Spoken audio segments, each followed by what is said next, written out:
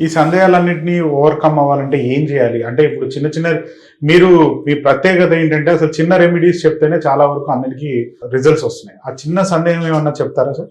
మీకు స్త్రీ హత్య అని చెప్పాను. స్త్రీ హత్య అంటే ఇప్పుడు భ్రూణ హత్యలు స్త్రీ హత్య వస్తుంది. అమ్మాయి అని తెలుసుకుంటే ఇమీడియట్ అబార్షన్ చేసేస్తారు. 5వ నెలకే హార్ట్ తయారవుతుంది గర్భంలో. హార్ట్ తయారైందంటే బ్రీతింగ్ స్టార్ట్ అవుతుంది బిడ్డకు. బ్రీతింగ్ ఎలా అంటే తల్లి తీసుకునే బ్రీతింగ్, తల్లి చేసే ఆలోచన, తల్లి తీసుకునే ఫుడ్ అన్ని బిడ్డ స్వీకరించడం స్టార్ట్ చేస్తుంది.